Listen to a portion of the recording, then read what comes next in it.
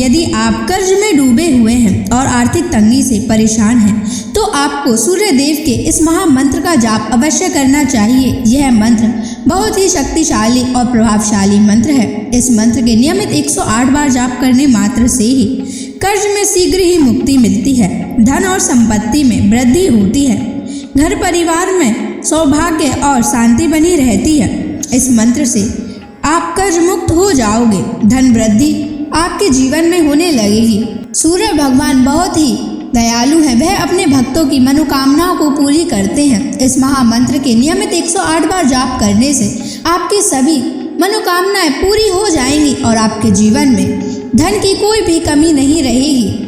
आप अपने जीवन में उन्नति प्राप्त करेंगे, आपको हमेशा सफलता ही प्राप्त होगी। इसलिए प्यारे भक्तों, इस मंत्र को साधारण समझने की गलती बिल्कुल भी ना करें।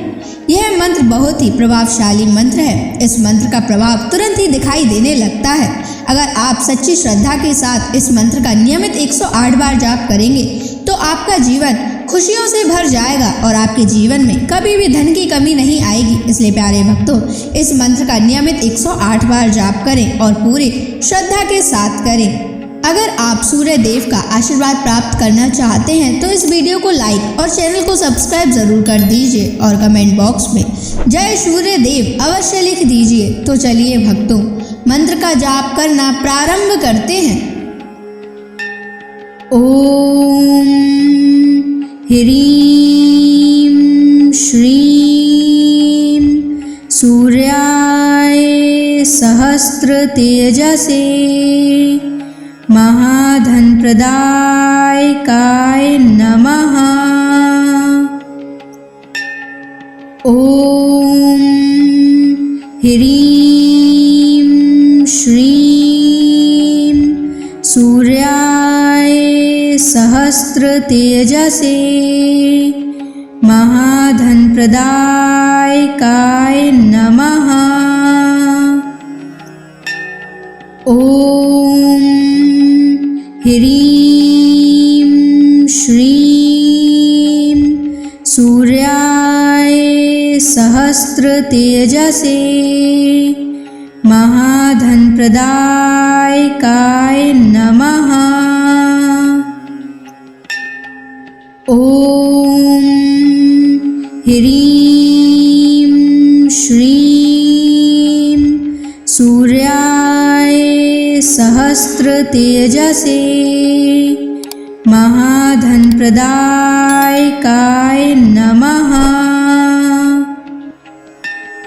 ओम ह्रीं श्रीं सूर्याय सहस्र तेजसे महाधन प्रदायकाय नमः। ओम ह्रीं श्रीं सूर्याय सहस्र तेजसे महाधन प्रदायकाय नमः। ओम ह्रीं श्रीं सूर्याय सहस्र तेजसे महाधन प्रदायकाय नमः। ओम ह्रीं श्रीं सूर्याय सहस्र तेजसे महाधन प्रदायकाय नमः। ओम ह्रीं श्रीं सूर्याय सहस्र तेजसे महाधन प्रदायकाय नमः। ओम ह्रीं श्रीं सूर्याय सहस्र तेजसे महाधनप्रदायकाय नमः। ॐ ह्रीं श्रीं सूर्याय सहस्रतेजसे महाधनप्रदायकाय नमः। ॐ ह्रीं श्रीं सूर्याय सहस्रतेजसे महाधनप्रदायकाय नमः। ॐ ह्रीं श्रीं सूर्याय सहस्रतेजसे महाधनप्रदायकाय नमः। ॐ ह्रीं श्रीं सूर्याय सहस्रतेजसे महाधनप्रदायकाय नमः। ॐ ह्रीं श्रीं सूर्याय सहस्रतेजसे महाधनप्रदायकाय नमः। ॐ ह्रीं श्रीं सूर्याय सहस्रतेजसे महाधनप्रदायकाय नमः। ॐ ह्रीं श्रीं सूर्याय सहस्रतेजसे महाधनप्रदायकाय नमः। ॐ ह्रीं श्रीं सूर्याय सहस्रतेजसे महाधनप्रदायकाय नमः। ॐ ह्रीं श्रीं सूर्याय सहस्रतेजसे महाधनप्रदायकाय नमः। ॐ ह्रीं श्रीं सूर्याय सहस्रतेजसे महाधनप्रदायकाय नमः। ॐ ह्रीं श्रीं सूर्याय सहस्रतेजसे महाधनप्रदायकाय नमः। ॐ ह्रीं श्रीं सूर्याय सहस्रतेजसे महाधनप्रदायकाय नमः। ॐ ह्रीं श्रीं सूर्याय सहस्रतेजसे महाधनप्रदायकाय नमः। ॐ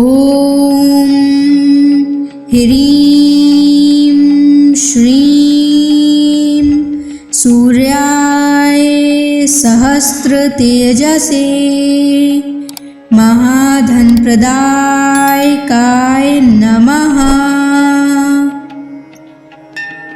ॐ ह्रीं श्रीं सूर्याय सहस्रतेजसे महाधनप्रदायकाय नमः। ॐ ह्रीं श्रीं सूर्याय सहस्रतेजसे महाधनप्रदायकाय नमः। ॐ ह्रीं श्रीं सूर्याय सहस्रतेजसे महाधनप्रदायकाय नमः। ॐ ह्रीं श्रीं सूर्याय सहस्रतेजसे महाधनप्रदायकाय नमः। ॐ ह्रीं श्रीं सूर्याय सहस्रतेजसे महाधनप्रदायकाय नमः। ॐ ह्रीं श्रीं सूर्याय सहस्रतेजसे महाधनप्रदायकाय नमः। ॐ ह्रीं श्रीं सूर्याय सहस्रतेजसे महाधनप्रदायकाय नमः। ॐ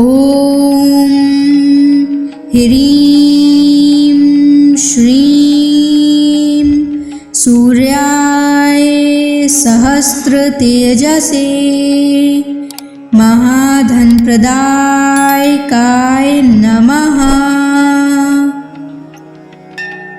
ॐ ह्रीं श्रीं सूर्याय सहस्रतेजसे महाधनप्रदायकाय नमः। ॐ ह्रीं श्रीं सूर्याय सहस्रतेजसे महाधनप्रदायकाय नमः। ॐ ह्रीं श्रीं सूर्याय सहस्रतेजसे महाधनप्रदायकाय नमः। ॐ ह्रीं श्रीं सूर्याय सहस्रतेजसे महाधनप्रदायकाय नमः। ॐ ह्रीं श्रीं सूर्याय सहस्रतेजसे महाधनप्रदायकाय नमः। ॐ ह्रीं श्रीं सूर्याय सहस्रतेजसे महाधनप्रदायकाय नमः। ॐ ह्रीं श्रीं सूर्याय सहस्त्रतेजसे महाधनप्रदायकाय नमः। ॐ ह्रीं श्रीं सूर्याय सहस्त्रतेजसे महाधनप्रदायकाय नमः। ॐ ह्रीं श्रीं सूर्याय सहस्त्रतेजसे महाधनप्रदायकाय नमः। ॐ ह्रीं श्रीं सूर्याय सहस्त्रतेजसे महाधनप्रदायकाय नमः। ॐ ह्रीं श्रीं सूर्याय सहस्त्रतेजसे महाधनप्रदायकाय नमः। ॐ ह्रीं श्रीं सूर्याय सहस्त्रतेजसे महाधनप्रदायकाय नमः। ॐ ह्रीं श्रीं सूर्याय सहस्त्रतेजसे महाधनप्रदायकाय नमः। ॐ ह्रीं श्रीं सूर्याय सहस्त्रतेजसे महाधनप्रदायकाय नमः। ॐ ह्रीं श्रीं सूर्याय सहस्त्रतेजसे महाधनप्रदायकाय नमः। ॐ ह्रीं श्रीं सूर्याय सहस्त्रतेजसे महाधनप्रदायकाय नमः। ॐ ह्रीं श्रीं सूर्याय सहस्त्रतेजसे महाधनप्रदायकाय नमः। ॐ ह्रीं श्रीं सूर्याय सहस्त्रतेजसे महाधनप्रदायकाय नमः। ॐ ह्रीं श्रीं सूर्याय सहस्त्रतेजसे महाधनप्रदायकाय नमः। ॐ ह्रीं श्रीं सूर्याय सहस्त्रतेजसे महाधनप्रदायकाय नमः। ॐ ह्रीं श्रीं सूर्याय सहस्त्रतेजसे महाधनप्रदायकाय नमः।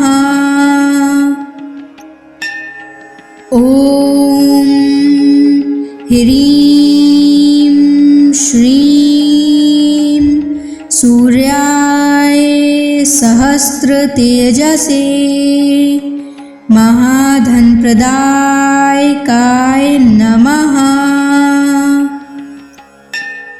ॐ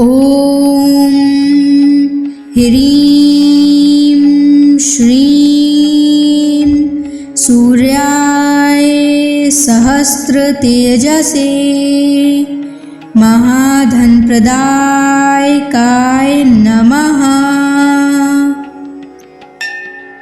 ॐ ह्रीं श्रीं सूर्याय सहस्रतेजसे महाधनप्रदायकाय नमः। ॐ ह्रीं श्रीं सूर्याय सहस्रतेजसे महाधनप्रदायकाय नमः। ॐ ह्रीं श्रीं सूर्याय सहस्रतेजसे महाधनप्रदायकाय नमः। ॐ ह्रीं श्रीं सूर्याय सहस्रतेजसे महाधनप्रदायकाय नमः। ॐ ह्रीं श्रीं सूर्याय सहस्रतेजसे महाधनप्रदायकाय नमः। ॐ ह्रीं श्रीं सूर्याय सहस्रतेजसे महाधनप्रदायकाय नमः। ॐ ह्रीं श्रीं सूर्याय सहस्रतेजसे महाधनप्रदायकाय नमः। ॐ ह्रीं श्रीं सूर्याय सहस्रतेजसे महाधनप्रदायकाय नमः। ॐ ह्रीं श्रीं सूर्याय सहस्रतेजसे महाधनप्रदायकाय नमः। ॐ ह्रीं श्रीं सूर्याय सहस्रतेजसे महाधनप्रदायकाय नमः। ॐ ह्रीं श्रीं सूर्याय सहस्रतेजसे महाधनप्रदायकाय नमः। ॐ ह्रीं श्रीं सूर्याय सहस्रतेजसे महाधनप्रदायकाय नमः। ॐ ह्रीं श्रीं सूर्याय सहस्रतेजसे महाधनप्रदायकाय नमः। ॐ ह्रीं श्रीं सूर्याय सहस्रतेजसे महाधनप्रदायकाय नमः। ॐ ह्रीं श्रीं सूर्याय सहस्रतेजसे महाधनप्रदायकाय नमः। ॐ ह्रीं श्रीं सूर्याय सहस्रतेजसे महाधनप्रदायकाय नमः। ॐ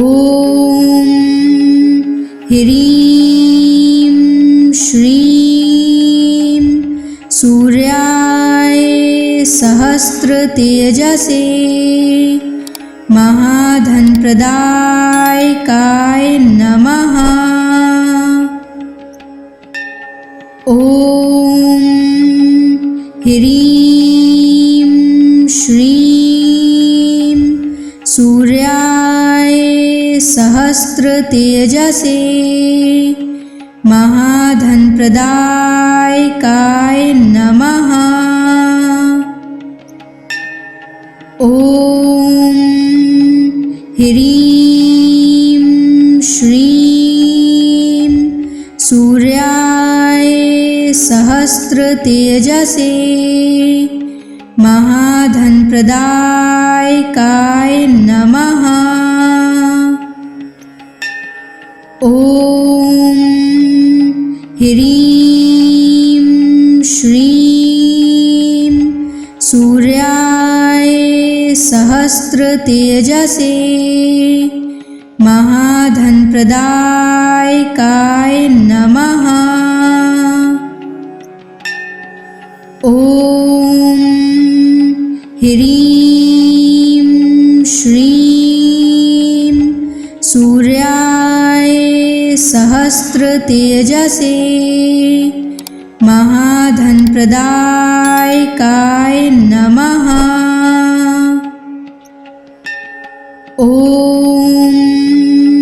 ह्रीं श्रीं सूर्याय सहस्रतेजसे महाधनप्रदायकाय नमः। ॐ ह्रीं श्रीं सूर्याय सहस्रतेजसे महाधनप्रदायकाय नमः। ॐ ह्रीं श्रीं सूर्याय सहस्रतेजसे महाधनप्रदायकाय नमः। ॐ ह्रीं श्रीं सूर्याय सहस्रतेजसे महाधनप्रदायकाय नमः। ॐ ह्रीं श्रीं सूर्याय सहस्रतेजसे महाधनप्रदायकाय नमः। ॐ ह्रीं श्रीं सूर्याय सहस्रतेजसे महाधनप्रदायकाय नमः। ॐ ह्रीं श्रीं सूर्याय सहस्रतेजसे महाधनप्रदायकाय नमः। ॐ ह्रीं श्रीं सूर्याय सहस्रतेजसे महाधनप्रदायकाय नमः। ॐ ह्रीं श्रीं सूर्याय सहस्रतेजसे महाधनप्रदायकाय नमः। ॐ ह्रीं श्रीं सूर्याय सहस्रतेजसे महाधनप्रदायकाय नमः। ॐ ह्रीं श्रीं सूर्याय सहस्रतेजसे महाधनप्रदायकाय नमः। ॐ ह्रीं श्रीं सूर्याय सहस्रतेजसे महाधनप्रदायकाय नमः। ॐ ह्रीं श्रीं सूर्याय सहस्रतेजसे महाधनप्रदायकाय नमः। ॐ ह्रीं श्रीं सूर्याय सहस्रतेजसे महाधनप्रदायकाय नमः। ॐ ह्रीं श्रीं सूर्याय सहस्रतेजसे महाधनप्रदायकाय नमः। ॐ ह्रीं श्रीं सूर्याय सहस्रतेजसे महाधनप्रदायकाय नमः। ॐ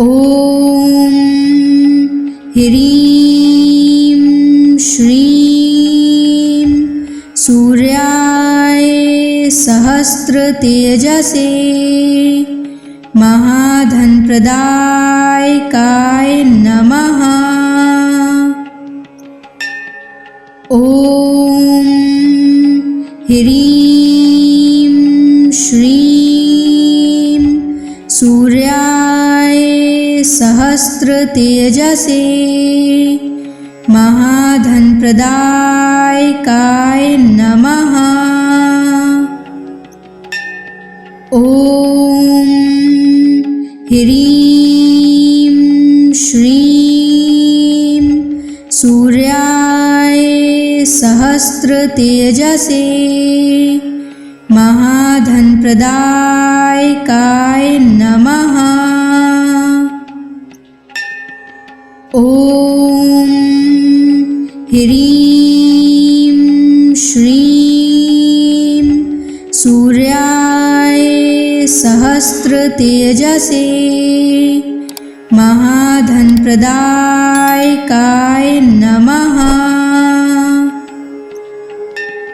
ॐ ह्रीं श्रीं सूर्याय सहस्रतेजसे महाधनप्रदायकाय नमः। ॐ ह्रीं श्रीं सूर्याय सहस्रतेजसे महाधनप्रदायकाय नमः। ॐ ह्रीं श्रीं सूर्याय सहस्रतेजसे महाधनप्रदायकाय नमः। ॐ ह्रीं श्रीं सूर्याय सहस्रतेजसे महाधनप्रदायकाय नमः। ॐ ह्रीं श्रीं सूर्याय सहस्रतेजसे महाधनप्रदायकाय नमः। ॐ ह्रीं श्रीं सूर्याय सहस्रतेजसे महाधनप्रदायकाय नमः। ॐ ह्रीं श्रीं सूर्याय सहस्रतेजसे महाधनप्रदायकाय नमः। ॐ ह्रीं श्रीं सूर्याय सहस्रतेजसे महाधनप्रदायकाय नमः। ॐ ह्रीं श्रीं सूर्याय सहस्रतेजसे महाधनप्रदायकाय नमः। ॐ ह्रीं श्रीं सूर्याय सहस्रतेजसे महाधनप्रदायकाय नमः। ॐ ह्रीं श्रीं सूर्याय सहस्रतेजसे महाधनप्रदायकाय नमः। ॐ ह्रीं श्रीं सूर्याय सहस्रतेजसे महाधनप्रदायकाय नमः। ॐ